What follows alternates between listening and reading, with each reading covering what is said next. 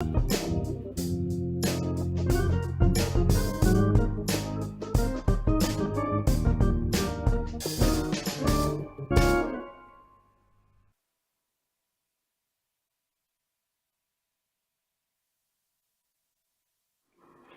morning to this exciting day where we talk about business topics all around the world, looking at the intricacies of business. It's Business 360, and my name is Blyden Okem. In Business 360 today, we'll look at the key features in the world of business. We'll x-ray different partnerships from Africa to Europe, and also look at the commodity markets, what the impacts of the Black Sea region deal is making for wheat and other commodities. We'll also talk about the foreign exchange market, the price of Bitcoin and the rest, and look at the very fine details regarding POS charges in Nigeria, beginning with Tunisia.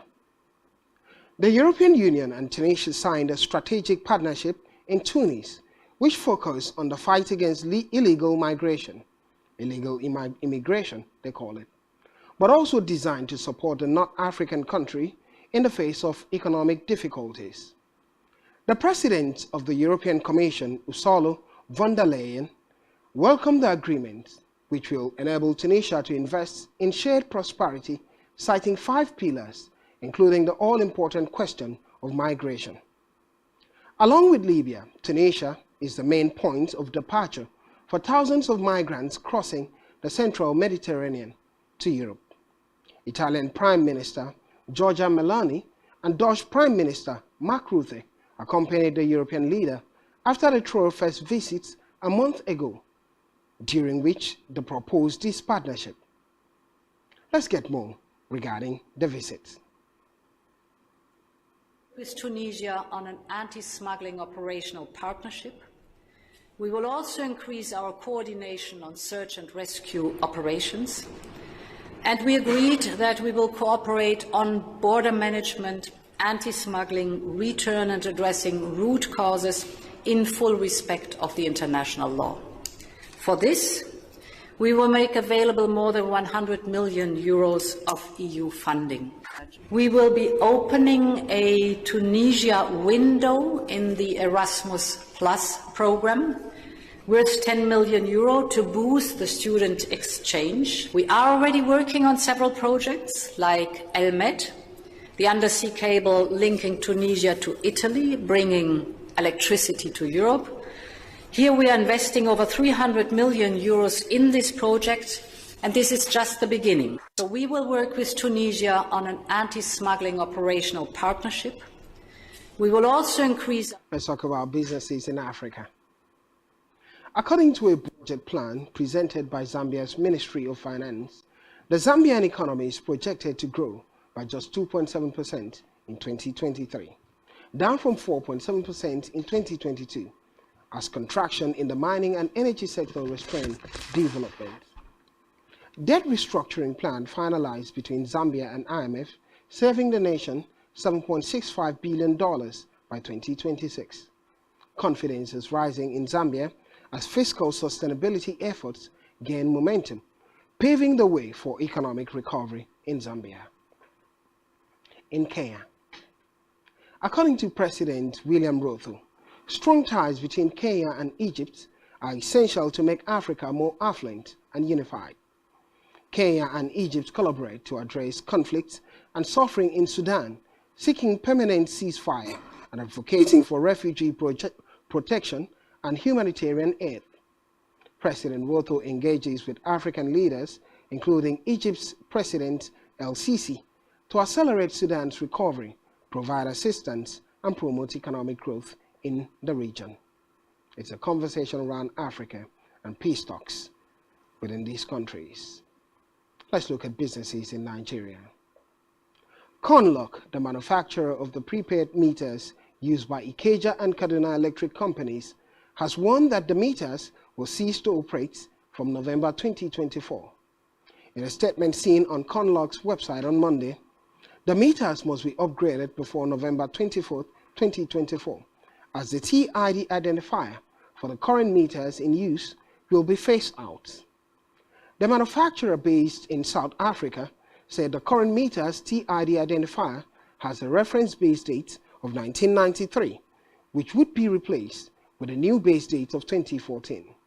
It revealed that users of a TID identifier 1993 base date will have to upgrade or reset their prepaid meters to the 2014 base dates.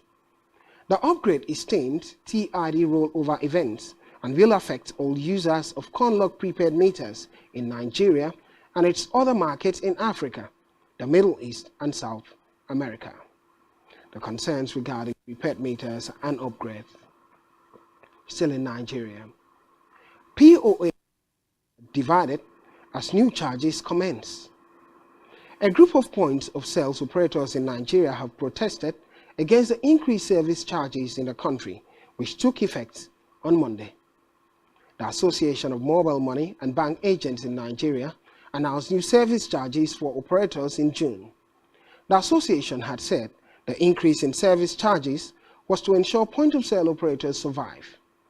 With the implementation of the framework, Nigerians who wanted to deposit 1,000 naira to 4,900 naira would now have to pay a service charge of 100 naira.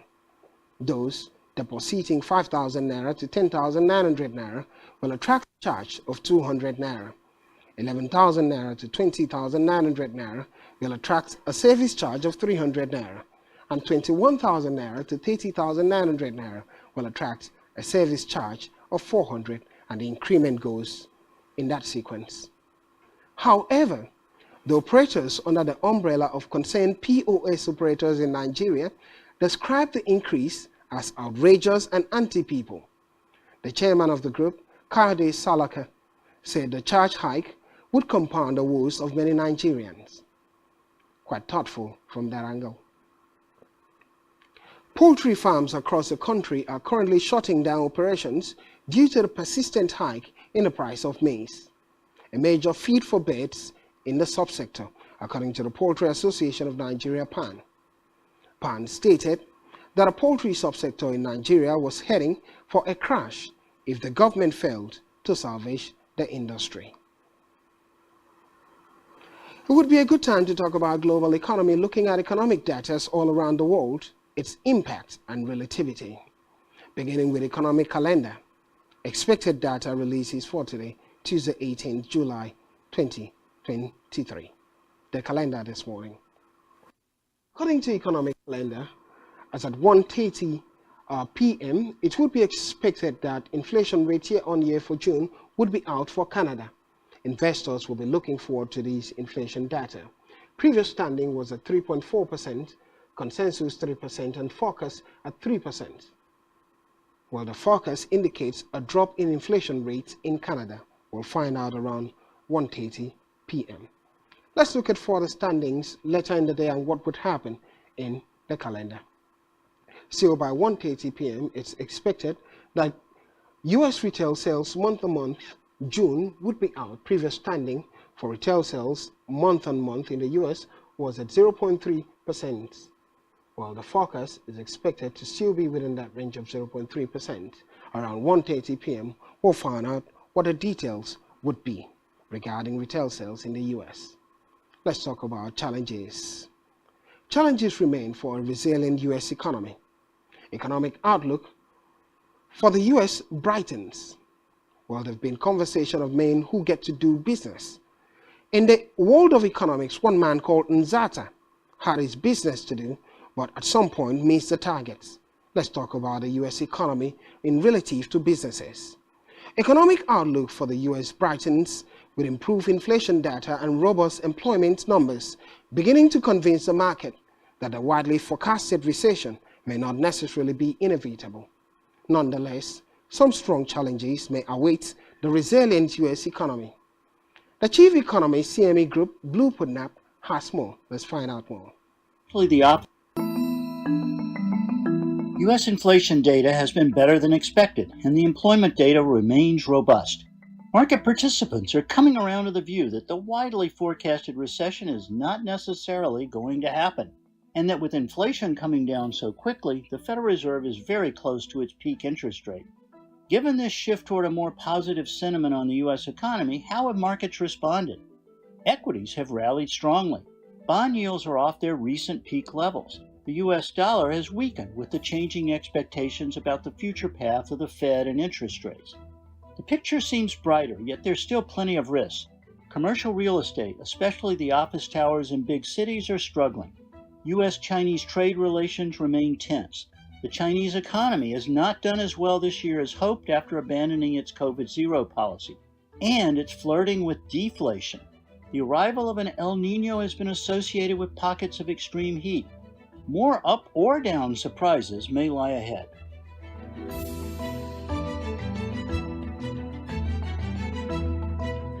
Is a talking point regarding the U.S. economy.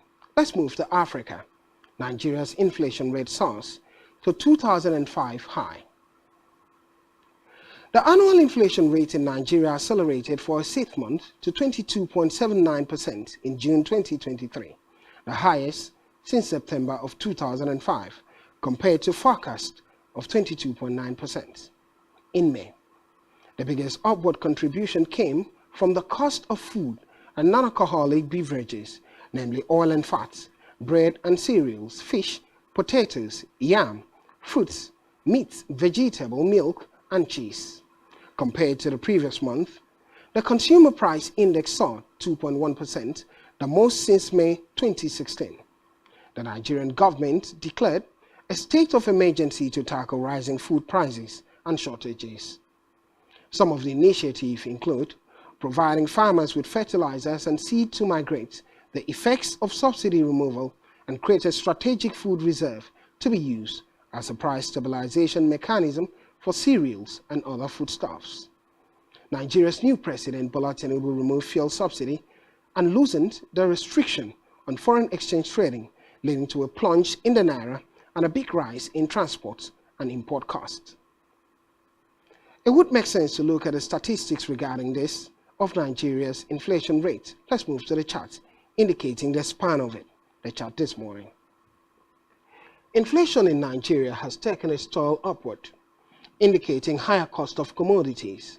As of July 2022, inflation in Nigeria stood at 19.64%. It increased on a steady basis to 21.09% in October 2022, and furthermore to 21.82% this year, January 2023, and even further to 22.22% and the ascending order in April 2023, and currently 22.79%, indicating high cost of commodities and a weakness in the value of the naira.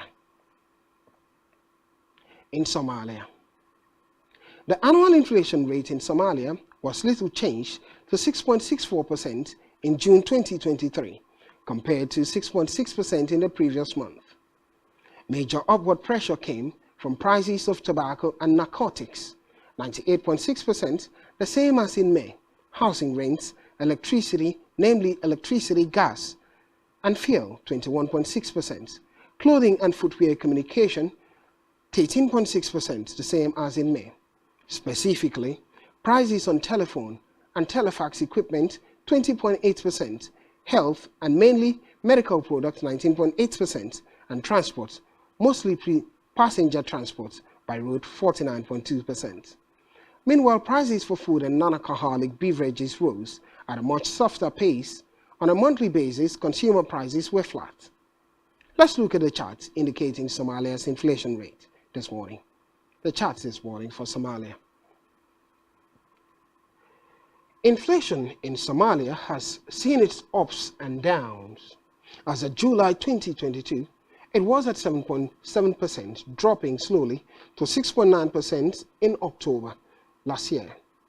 This year, inflation measure had fallen to 5.6% by January 2023 before beginning a new rise, moving to 6.2% and 6.64% currently, but not as high as 7.7%, indicating a slow rise in the price of commodities and a weakness in the currency of the country, despite a reduction in these rates before.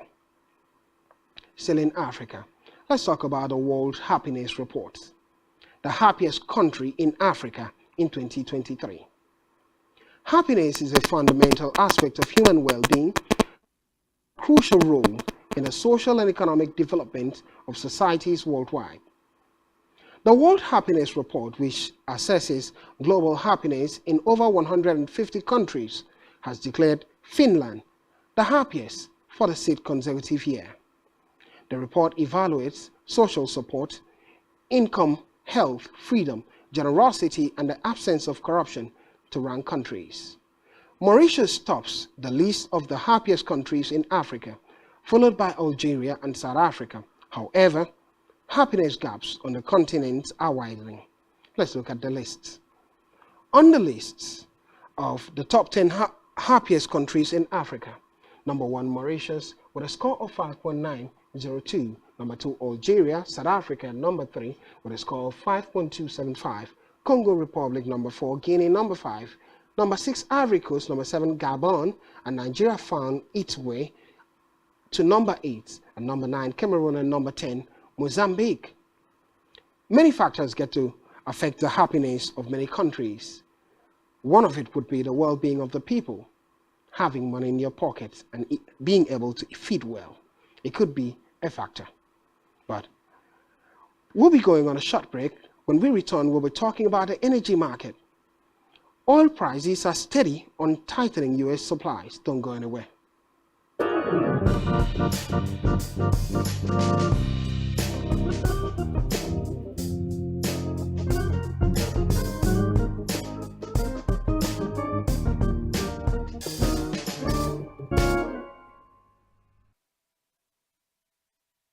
Welcome back. It is Business 360. My name is Blyden Ukem. The energy market. WTI crude futures traded above $74 per barrel today, amid signs of tightening U.S. oil supplies, with data from the Energy Information Administration showing U.S. shale oil production is expected to drop to nearly 9.4 million barrels per day in August, the first of such decline since December. Meanwhile, oil prices lost nearly 2% in the previous session as weaker Chinese economic growth raised concerns about demand in the world's top crude importer. The country's economy grew by a lower than expected 6.3% in the second quarter amid slowing demand from both domestic and international supplies and sources.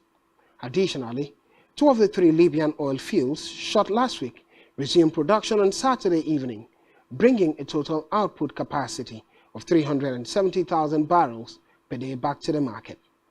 Let's move to the market this morning amid all this conversation to see what the prices of these commodities are, the energy market first, and afterwards the metal market. The energy market this morning begins with the price of crude. Slight positivity in the morning market, but still within the 74 price level, $74 per barrel. For Brent, which is Nigeria's price benchmark, is $78 per barrel, a slight gain in the morning market. Natural gas, gasoline, heating oil are still within that range of positivity, but no significant difference in the market. The volatility level in this market is quite low. Let's look at the metal market. The state of the metals, beginning with gold.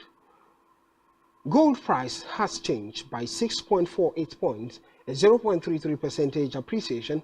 $1,961 per ounce is the price of gold. For silver, it's $24 per ounce, gaining slightly, a 0.058 point mark, a 0.23% appreciation. For copper, a slight decline, but steel price is downward by 33 points. 3,678 Chinese yuan per ton is the price of steel. Iron ore dropping by 1.5 points. Lithium, no significant difference in the market. Let's look at the grains market, still talking about the commodities. Soybeans is higher in the market in price. Corn lower, wheat mixed. Virginia McCarthy examines the divergence in the grains market following Russia's exit from the Black Sea grain deal. Let's hear from Virginia McCarthy.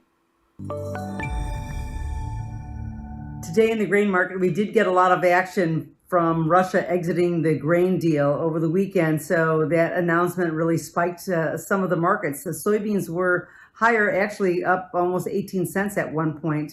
The exports of sunflower oil and meal is what's really impacting the worldwide soybean oil, and that's why that affected that market a little bit right now. Option open interest did add 3,500 calls over the weekend, so I think the expectation that there was going to be some movement really got some buyers to step up. Now the CVOL for soybeans is 26.5%, with the soybean oil at 37.9% and meal at 28.8%. Now corn was lower, even though it did start higher. That weather is becoming an issue, along with that escalation in the Ukraine region that's still injecting all that volatility as well. Now, in the option open interest, we added. That's our outlook regarding the grains and the deal that took place and the dismantling of that deal, Russia not agreeing to terms. Let's move to the agricultural market and see the prices for these grains, what they are this morning. The price of soybeans, wheat, and the rest this morning. The agricultural market has shown some positivity one way or the other. For soybeans, it's $1,489 per bushel, gaining 5.5 points, a 0.37% appreciation. For wheat price, it's $655 per bushel, gaining just 2 points this morning, a 0.31% appreciation. Lumber has gained 5.5 points. Palm oil has dropped 46 points this morning, a negative 1.17% decline. 3,884 Malaysian ringgit per ton is the price of palm oil. Let's also talk about other commodities, which would be the foreign exchange market, the values of the euro against the US dollar, and then we'll talk about Naira's perspective in the market. The Euro USD market has indicated that the price level is still at 1.12 points for the pound against the US dollar. Not much volatility in the market is at 1.30 points mark. Let's look at the state of things regarding the Naira against the majors. The US dollar against the Naira, 774 US dollar equaling 1 Naira at the opening of today's market. For the euro against the Naira, it's 870 Naira to 1 euro, a slight gain for the euro, 0.68 points. At the close of yesterday's market, for the pound against the Naira, it's a slight decline of 0.62 points, 1,018 Naira equaling 1 pound. The black market would make a lot of sense to do comparative analysis to this market. Let's look at the black market, the parallel market, and see the values of the Naira as it engages the majors. The dollar to the Naira, buying rate is 825 Naira to $1, and selling rate 820 Naira to the dollar. The spread is just 5.5 Naira. For the pound to the Naira, it's 1,115 Naira equaling 1 pound. At the buying rate and selling rate, 1,090 Naira to 1 pound. The euro to the Naira, 912 Naira equals 1 euro, and 890 Naira equaling 1 euro. A quick look at the cryptocurrency market would make a lot of sense then. The cryptocurrency market, what the standings are for and the rest. And afterwards, we'll be looking at the Nigerian stock market after this. Well, Bitcoin price is $30,027 US for 1 Bitcoin, gaining 91 points, a 0.32% appreciation, and Ether has gained 11.9 points this morning, a 0.61% appreciation. Solana are struggling in the market. As we set to draw the curtain in today's edition of Business 360, let's conclude with the Nigerian stock market at the closure of the market yesterday. The value of investment in the Nigerian capital market appreciated by 0.59% at the close of trading on Monday. This represented a 203.43 billion naira growth in the equity capitalization at the capital market from 34.06 trillion naira to 34.27 trillion naira after 5 hours of trading. The market capitalization stood at 34.3 trillion naira. Let's look at the top volume, or rather the top gainers. Unilever Nigeria led the gainers with 10% share price appreciation, closing at 15 naira 95 kobo per share. Now the bottom losers. Sky Shelter Fund came at last with an end of day price appreciation of 10% at 69 naira 30 kobo per share. To the top volume, Sterling Bank recorded the highest volume of 65.9 million traded shares, giving an indication to what could happen in the market tomorrow and today. Regarding the performance of market indices, the benchmark all-share index moved up 373.62 basis points to close at 62,943.35 points. Drawing a conclusion to today's Business 360, my name is Bladun Kim. Thank you for being a part of it.